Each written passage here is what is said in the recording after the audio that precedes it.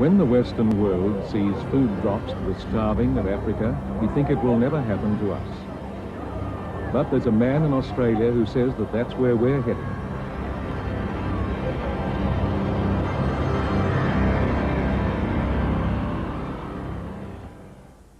I think if we could get Earth in a living and stable state, not a constantly degrading and dying state caused by our actions, then we have one sunlight to go to the stars.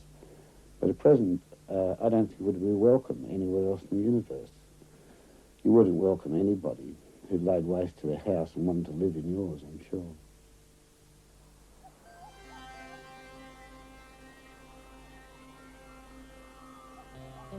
Bill Mollison was born in Stanley, Tasmania. He has spent his life in the Australian wilderness, working, researching and exploring.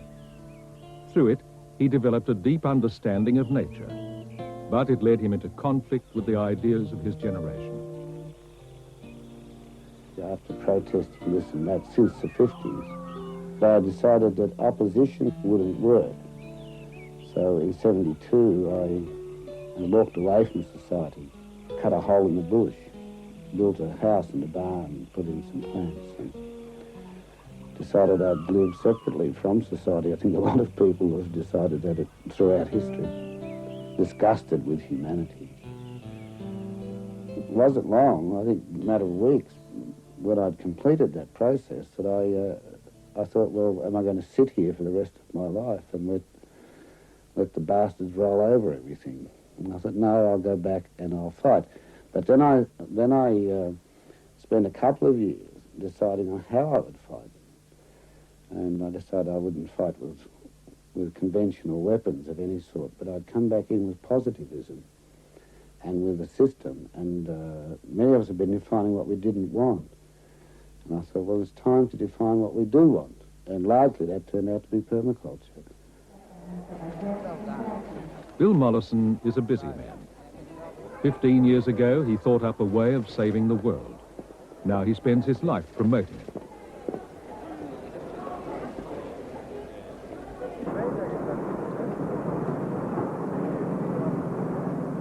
In 1982, he won fame when he was awarded the Alternative Nobel Prize.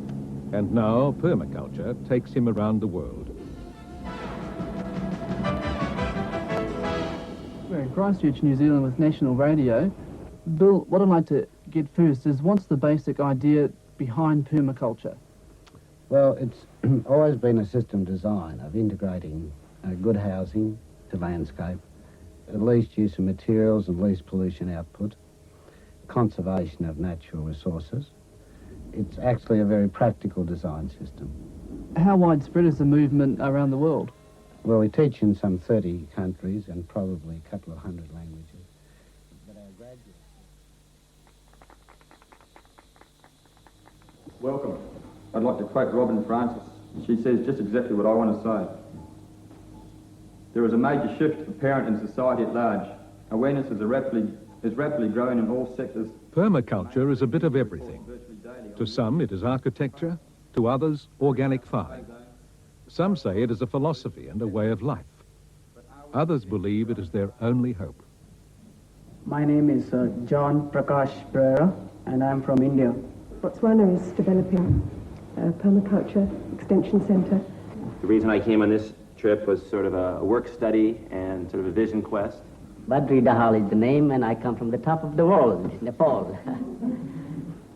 I'm Bill Mollison from Tweed River in northern New South Wales, Australia, where we planted 1.5 million trees last year.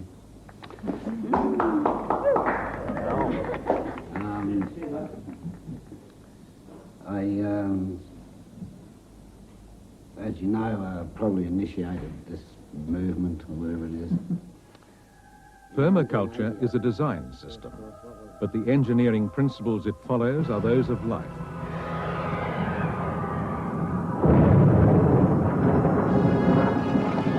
Earth evolved from dust and gas and bathed in the energy of a huge hydrogen furnace known as the sun.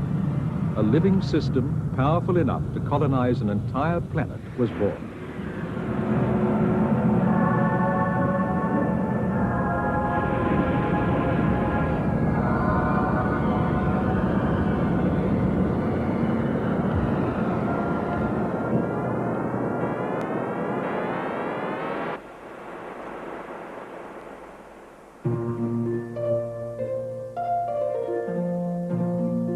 Mollinson looked at this process and saw a model.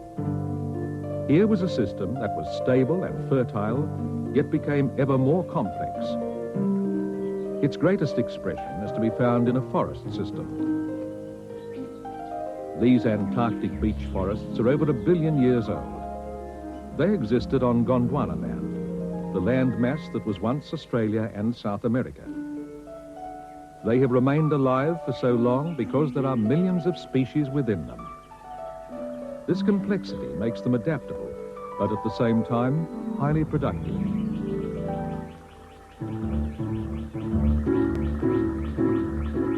And that is how Mollinson believes our own environment should be. We don't think of this as being stable in the sense of a concrete building or a concrete road. It's stable in the sense of the constant adjustments that's being made when we ride a bicycle. It has a dynamic stability. There are hundreds of thousands, millions of things to learn in here. This is not like some machine where we can screw on fittings or put wires between part of the system. Here we rely on the fungus to do their job, to make the connection. Therefore, if we lose the forests, we lose our only instructors.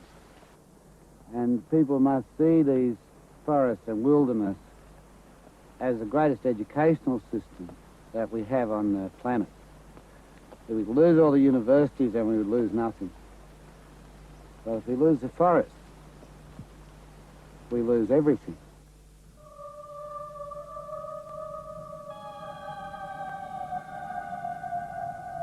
All political systems that I know of, and most kings, have moved their whole nation to desert.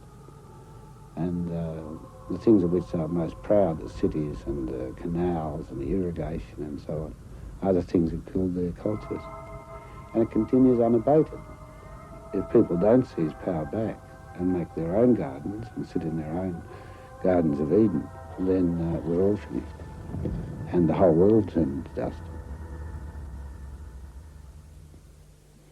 Permaculture has always been much more than a gardening system. It arose from questioning of the 60s and the previous questioning of the 1890s and the 1930s about why the society, with all its skills and intelligence and resources, keeps falling into holes of its own making. And the word permaculture really was said to be from permanent agriculture, but I always had it in mind that it was from a permanence in culture itself. Instead of concrete and glass, Mollinson thinks we should be building with living resources. He says his ideas will work anyway. All you have to do is plant. This is our farm. It's 3 square metres. That's a considerable addition to our growing area, another couple of square metres. There's also horizontal space under the next veranda up, which is ideal for grapes. No mould, no rain, no mould. In the broad landscape, we try to make ponds and lakes 15% of the total, and in this landscape we've got about 15% aquaculture, which we'll fill up and plant in highly productive plants as well. This is salad sorrel, good vitamin C. And lastly, we'll plant some beans to climb up this trellis. These are purple climbers. Then we have a garden fennel. In our aquatic system, we have the ordinary watercress, which is a great sandwich and salad plant and very high in minerals, and the Vietnamese watercress, and taro, which we can use. Originally, we can cut some of these and use it as spinach, and then we get a root yield, and we can ferment it and make poi and sing Hawaiian songs. All in all, about 1/5 of the food for a couple is being produced here, and we have plenty of space left. So I get a lot of fun out of this. It's more fun than chess. And we can put some little fish in here. We could even have frogs here. We couldn't eat the frogs because you get to know them individually and you can't eat your friends. Most cannibals only eat strangers. Okay, so this is the first fruits of the garden.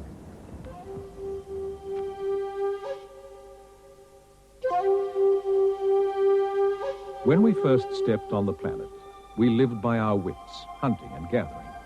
We took our food from the abundance around us and learnt to live with the natural system.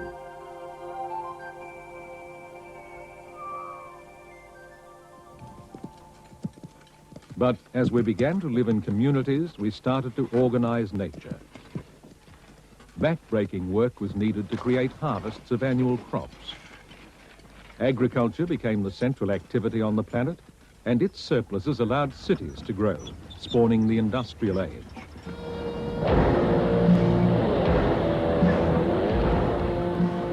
The machines moved to the farms, and people moved to the factories. But with ever-growing urban populations, we needed to expand our arable land.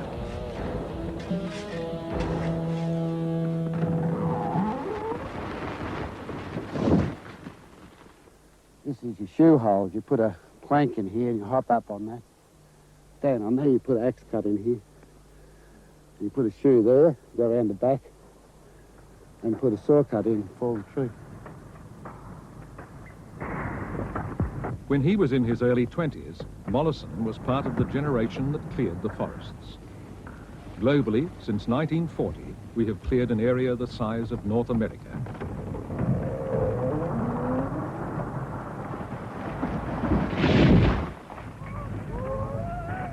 I spent 3 years, I suppose we cut about 6 to 8 houses a day, flooring and framing, siding boards. Slowly, one day I asked at lunchtime, did any of us own a house? And none of us did. And it occurred to me then that some of us were killing things for the rest of society, and I wondered who was it who wasn't building their own houses. And I decided never to cut a tree down unless I needed to cut a tree down, and I haven't ever needed to cut a tree down, so it shows you the amount of destruction that you can create when you're thinking about what you're doing, I suppose. The work was totally brutalising, and I think the most thing I remember about it was we didn't have any time at all to think, and it sort of drove you crazy.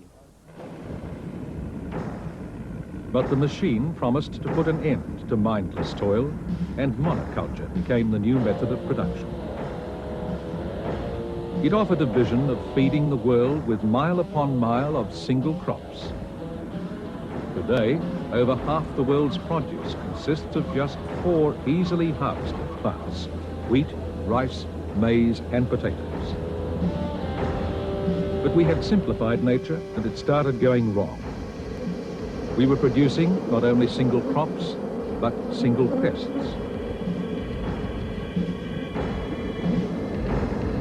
The battle began.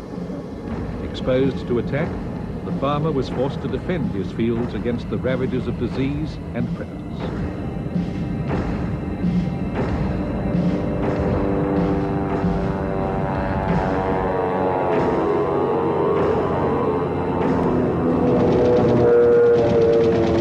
So, if anything, agriculture, as we know it, have known it since 1940, is really a continuation of the Second World War.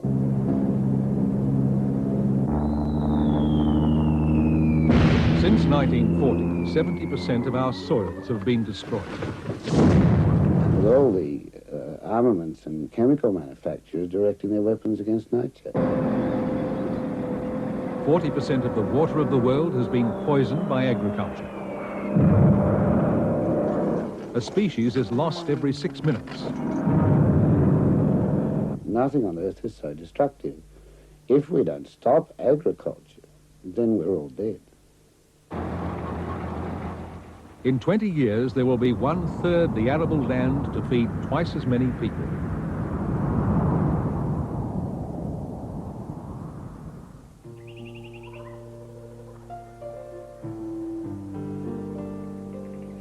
In 1954, Bill became a research assistant for the scientific unit CSIRO, and for 9 years lived in the wilderness studying forest ecology.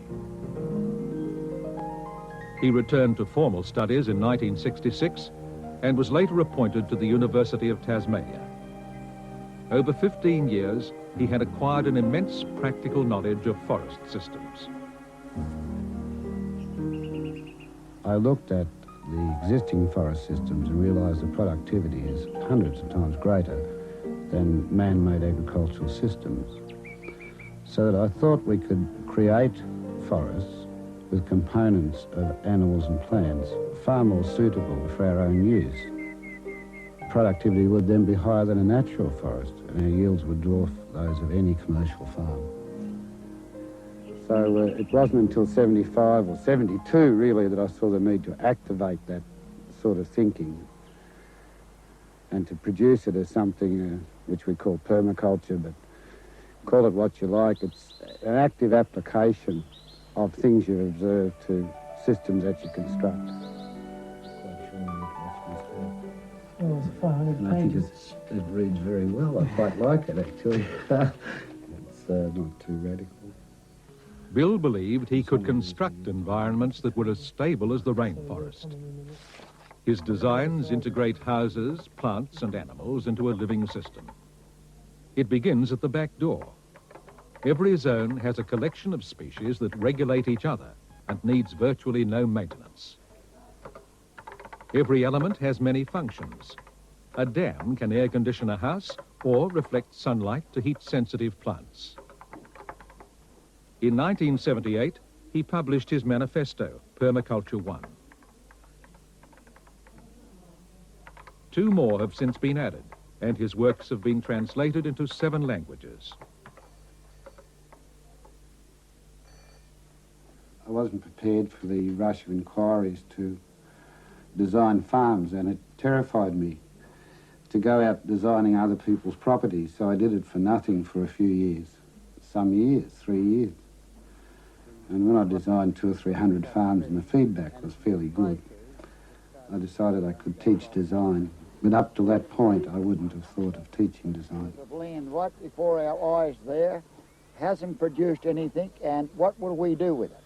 It's only a matter of which sort of forest.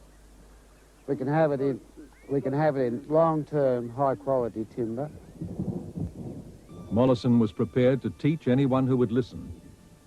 With the rise of the environmental movement, he found a ready audience. But while most were protesting for the preservation of rainforests, Bill was training his army for the restoration of the land that had been destroyed. Nitrogenous high cover under which the black passion fruits seed and go up. His fight with ideas had begun, and forests of food were his final goal. Reinvigorate this back into a faster production. The highest energy. The initial reaction from the teaching establishment was one of shock, horror and opposition. And I could say that the whole of the educational establishment almost rose against me. I was invited to speak to august bodies with the object really of tearing me to pieces. I was treading across the disciplines.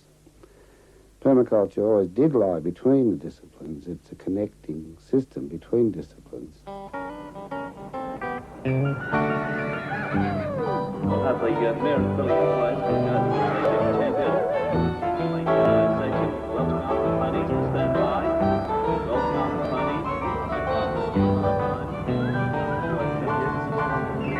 But Mollison's ideas kept growing, and his band of converts turned to influencing the mainstream.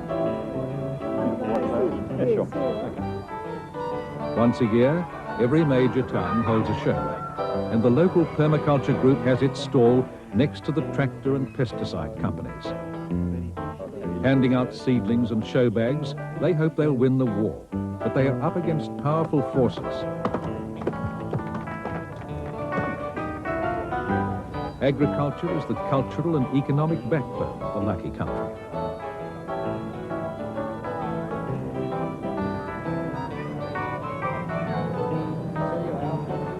The fair presents a rosy image of rural health and abundance. But the real problem, Mollinson says, is that modern agriculture is not a system for producing food, but producing money.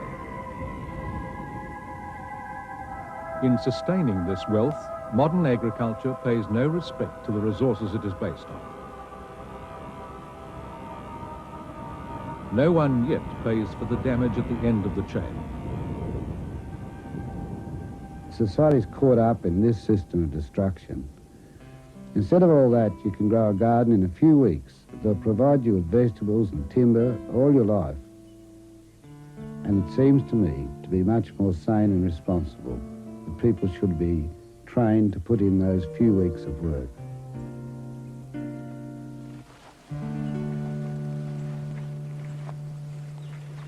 This is the thinking man's potato patch. We use Saturday supplement of the newspaper in here. Turn this information into food. This is the best use for advertising, best use for news, bad news. This is going to be good news one day.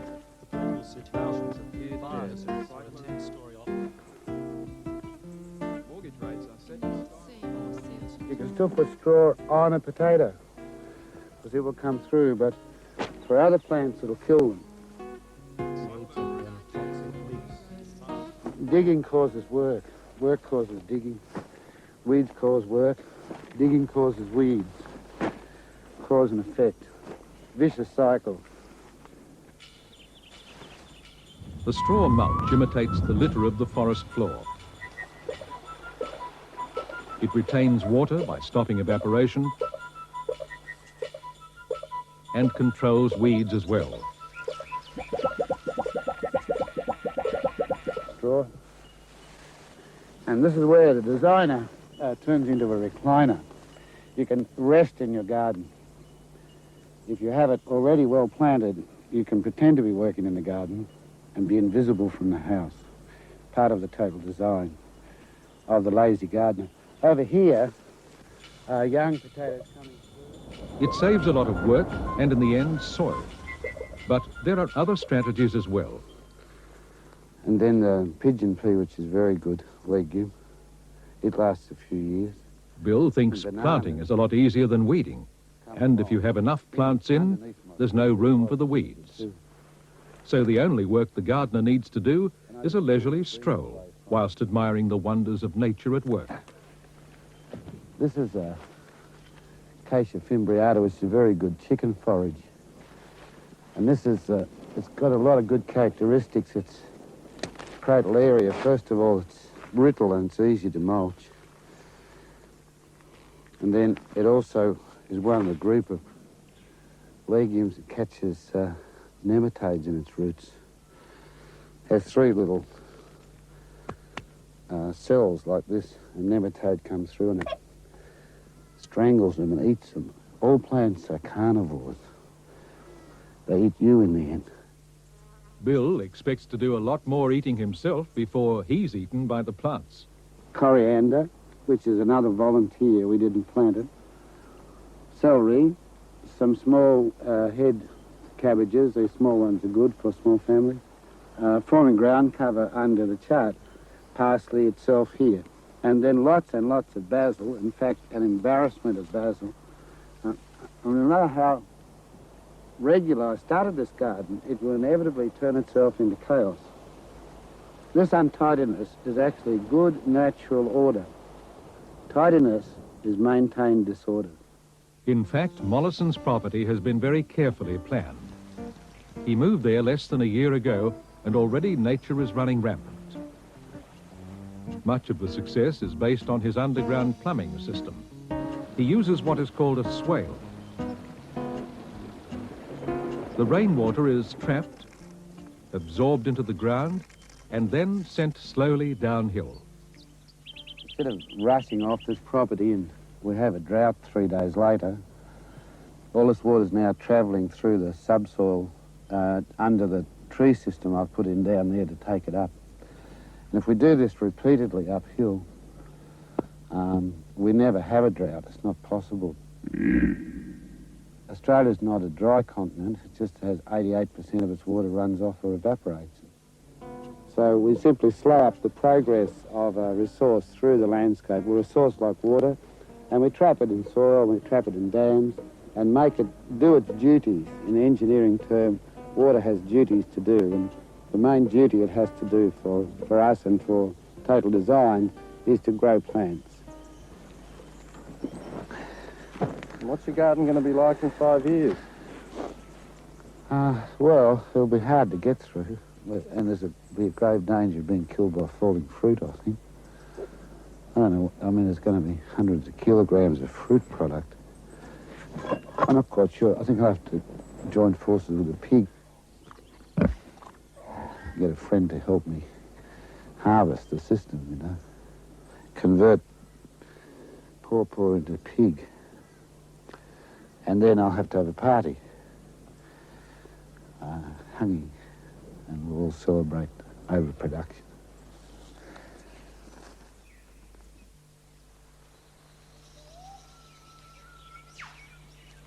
Bill expects his garden to grow as dense as this forest. But a forest is more than just trees and plants. It is a home to many animals as well.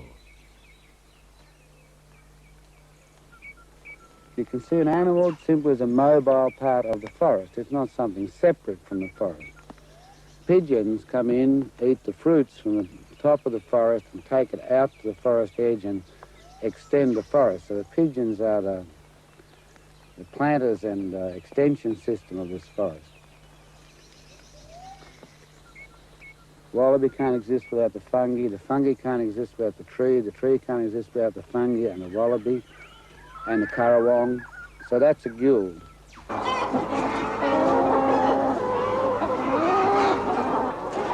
It's only people who have a very limited education or concept that can separate plant from animal.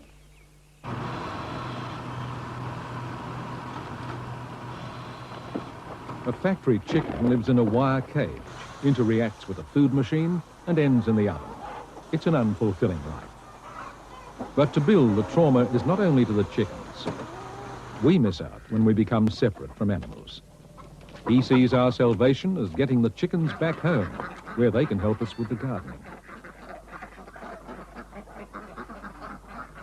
Well, poultry, ducks and chickens and geese are very much a part of permaculture systems. They have some very essential functions. The chicken in the permaculture garden provides a shredding machine. It provides pest control by eating decayed fruit and the larvae and insects that infest it. And then the garden provides the chicken with all its needs: shelter, other chickens, and its food. And the chicken does nothing that it wouldn't do naturally.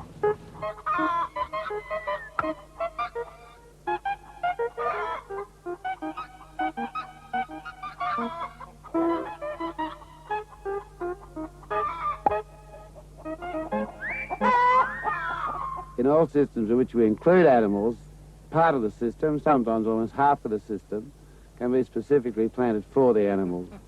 And there's a huge energy difference between doing that and feeding your chickens purchased food. In a chicken factory, it takes 9 eggs worth of energy to produce 1 egg, which leaves 8 eggs worth of energy to clear up. So if we're going to keep chickens, we should both satisfy the needs of the chicken and make sure that something in the system uses the outputs of the chicken. So by satisfying its needs, we avoid work. By making sure its outputs are used, we avoid pollution. Pollution is just an unused output of the system. Millions of tons of food arrive every day, and city people really don't have a clue where it comes from. All we do is pay for it. In terms of energy costs, food would be about 95% cheaper. I said 95% if it were grown in the city, because just within the city of New York, we lose about 13% of the food in its distribution phase. But 95% of the cost of that food is in carting it to New York, in packaging the food, and in taking the wastes away.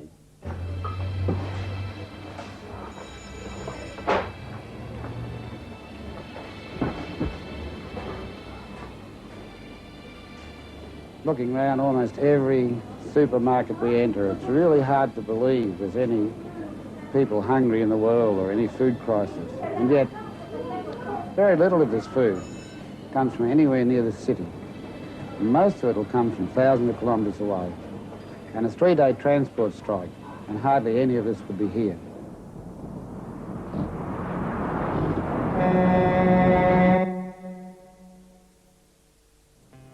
Bill's solution is to grow the food where we live. How realistic is it?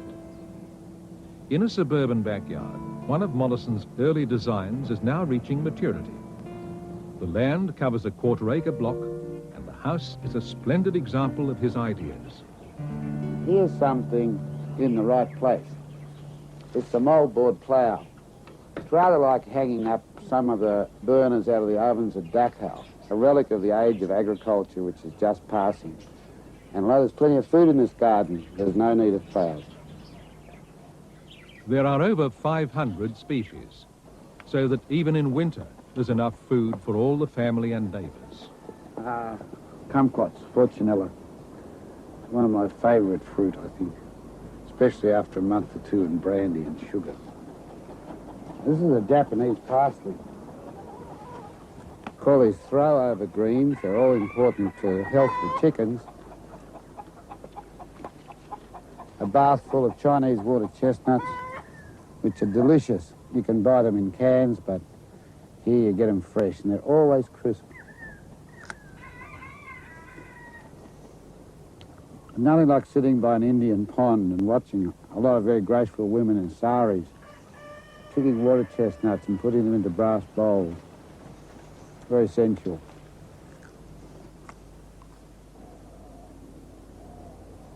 This garden is extremely rich in species, and at every time of year something's in flower.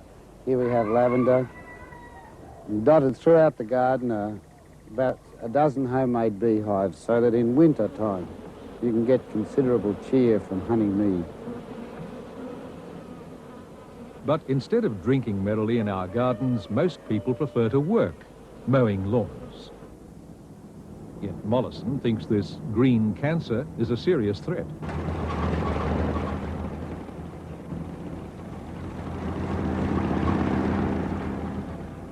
The problem with this agriculture is, although it uses up more resources than what most of us think of as agriculture, that is food agriculture, it has no use at all. And the weight-up cost is somewhere near $4 per square foot to maintain them annually. And that doesn't count for the cost of the fuel and the manpower and the labour of maintaining these strange deflection states in the city that nobody really uses. Well, being a good urban guerrilla, we might start a revolution by putting a hazelnut in the lawn.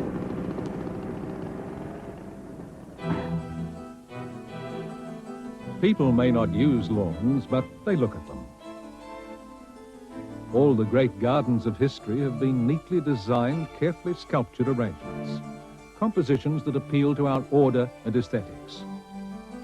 We believe in symmetry, and we have built palatial landscapes to overcome our disappointment with nature's chaos. We want to live in a world where nature is tidy, hygienic, and safe. But nature's not worried about aesthetics. It's interested in abundance. Ugly mangrove swamps, for example, are the most productive environment on the planet. We've always been very ambivalent in our approach to mangroves. They're not easily accessible. They're muddy and smell a little bit and they're spiky. The smell is a sign of its fertility. The decomposing organic matter provides the food for the hundreds of fish and crab species that breed within its waters. For years we've been filling them in, cutting mangroves down. We've been dredging out these streams and turning them into middle-class residential suburbs.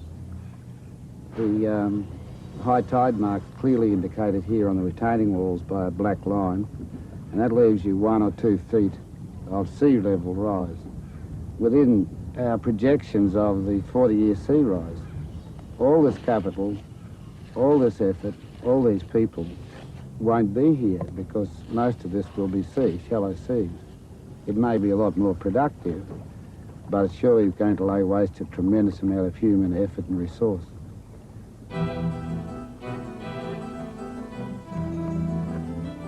Everybody has a tuna boat, but in 2 or 3 years there won't be any more tuna. And that's a law of stupidity or extinction. It's to turn a highly productive natural system into a high-consuming artificial system.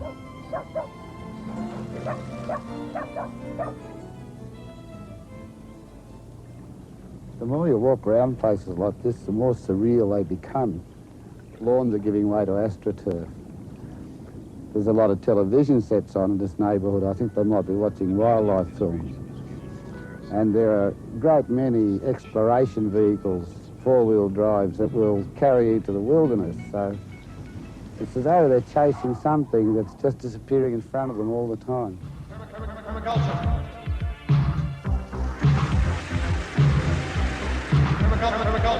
Let's wake up and let's get real. Stop complaining and take the wheel. 5 billion people with each one seed. Could we plant all the forest in just 1 week? Plant a garden and recycle your waste. It'll really grow. You do it in your own little space. Icon. Permaculture. 4 billion years on this here globe is a lot of evolution, so I've been told. Highly evolved though we may be, we need to get a sense of ecology. Masanoba, Fukuoka, Bill Mollinson too, West Jackson and people like me and you. We make a difference in the world, we make a sound profound when we pass the word around. Permaculture. Permaculture. Permaculture. Permaculture. Super client is Gaia, she's the queen, cause we're all a part of her living machine. It's up to us, the permaculture crew, to see this madness through and through. Set an example for the world to see. Bring our mother back to harmony.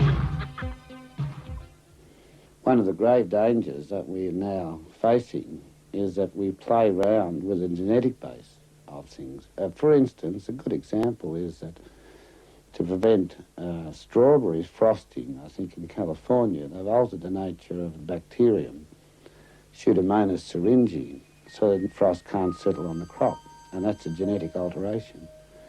The very same bacterium is a very efficient cloud-seeding organism, and we may be depending on that bacterium and its allies for rain. So do we risk stopping rain in the whole world to stop frost settling on a Californian strawberry crop? We should make scientists accountable. At present, they're basically sociopaths. Bill thinks that before manipulating individual genetic components, we should understand their role in the planetary system. Already we have begun destabilizing global weather patterns, and we know little of how to control it. But our most valuable resources are provided by nature. We think that water is abundant, yet at any one time, only 3% of the water of the planet is fresh, and almost all of it is trapped in ice. The remainder is being continually moved and purified as the sun drives the water cycle. The forests are the major pumps and collectors of this cycle, and trap 3/4 of this precious water. For every 3 inches of this litter, we can absorb 1 inch of rain. So there's a great absorbent carpet on the floor. So basically you can look on the rainforest as a tree system, or you can look on it as a lake.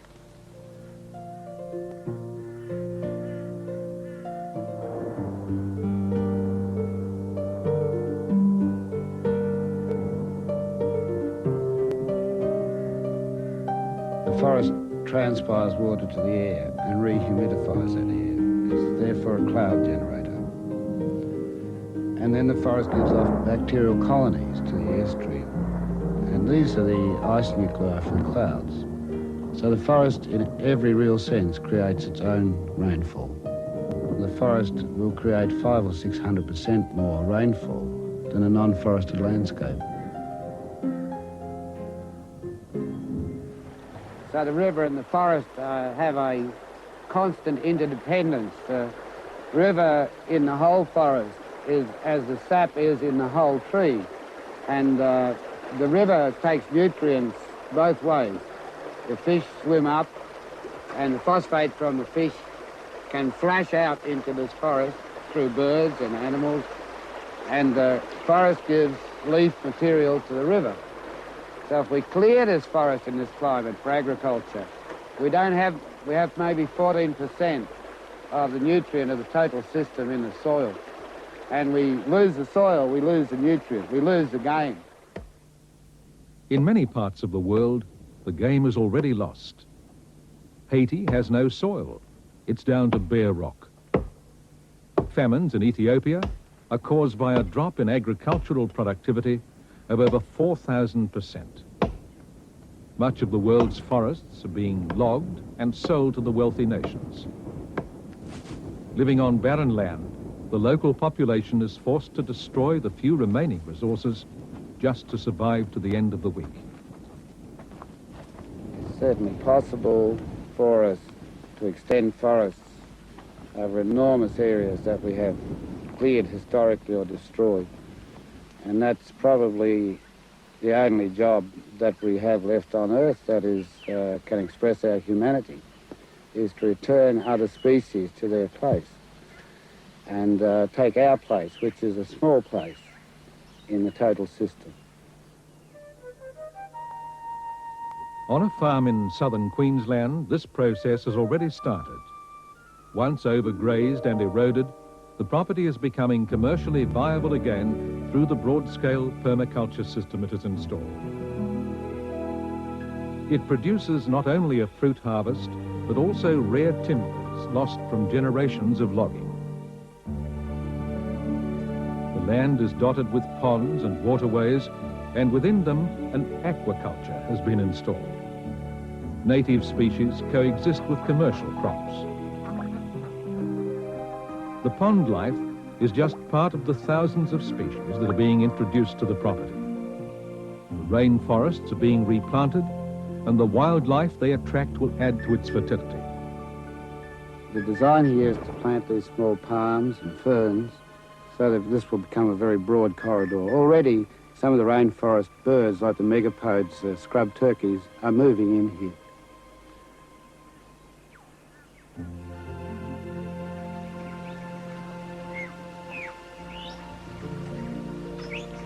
It's within these cool and shaded areas that the traffic of wildlife occurs. You can smell water rat along the river. There's flocks of honeyeaters going through the canopy overhead, and every so often a forest wood pigeon comes down. Wallaby are on the slope, and they'll soon be moving along these corridors through the whole system of this forest farm. And for us, it's an incredible difference to be sitting in here, cool and shady, and it's so hot outside in the field.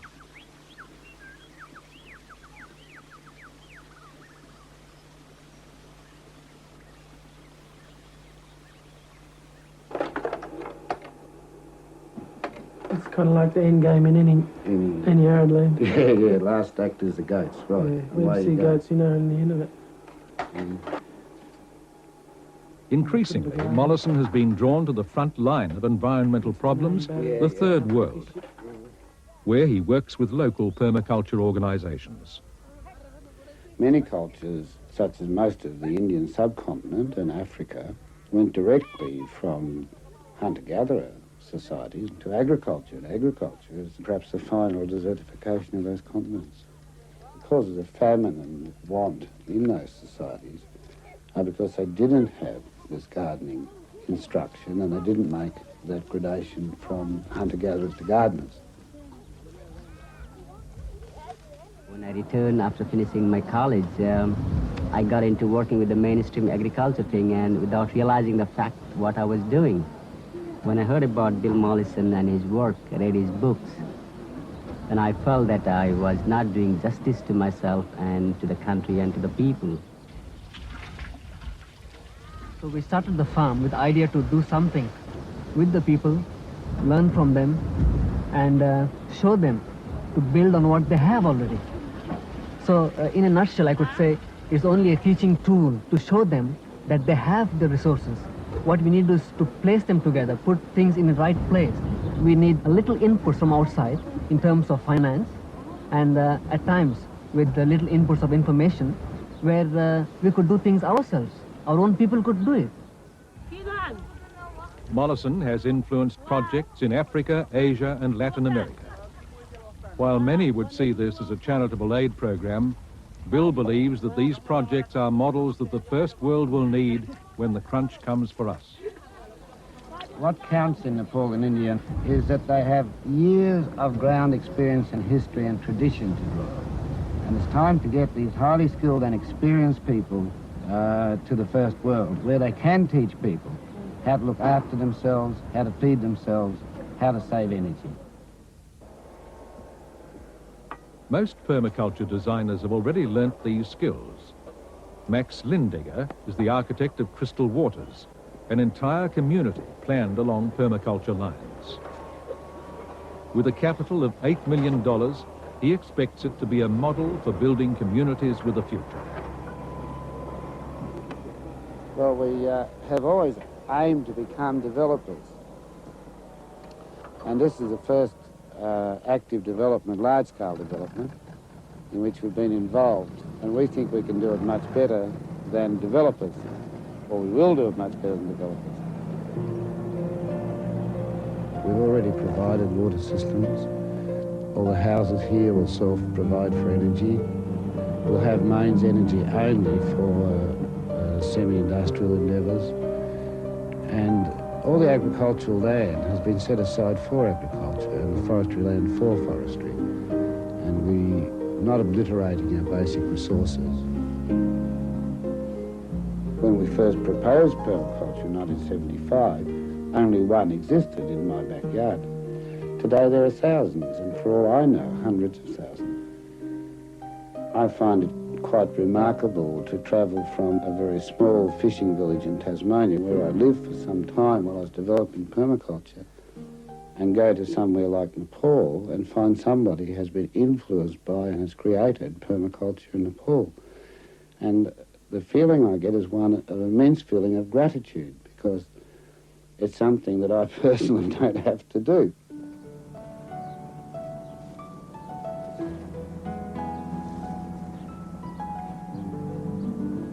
It's time to stop fiddling about and regarding this as a peripheral activity, things like permaculture, calling it an alternative activity, calling it names in effect. And so this has to be the mainstream agriculture of any future society, and that all investment should be swung to those ends now. $600 billion in ethical funds. It's time to match up the will of the public to invest ethically in projects, because even if you're an investor, even if you're making lots of money on the stock market in agrochemicals, you're also made out of meat, and so your family. And as an African said to me once, if God hadn't intended us to eat people, he wouldn't have made them out of meat. Bill contemplates cannibalism with a sparkle in his eye. Yet there's no doubt present trends are bad. Perhaps mainstream technology will breathe life back into our frail human structures, but a solution is needed before our window on the world is closed forever. Mollinson is offering paradise. Well, we're in the Garden of Eden. This is a garden that was planted by Gahan Gilfedder about 6 and 7 years ago. He left it about 3 years ago, and since then it's had practically zero maintenance. But I'm surrounded by a great variety of perennial food and self-seeding food.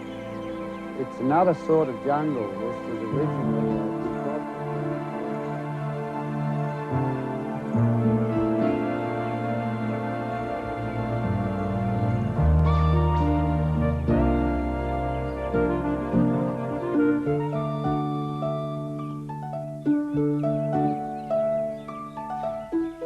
avocados at head level, avocados at ground level, and then mandarins. Some danger in extensive places here of getting lost, but if you do get lost, there's plenty to eat, that's the point. This is one of the very few sites in the subtropics which was originally well designed and planted. So all in all, I think when Gahan set this up, he set it up to do this, and it's done it. And people say to me, will permaculture work? I say to them, will plants grow?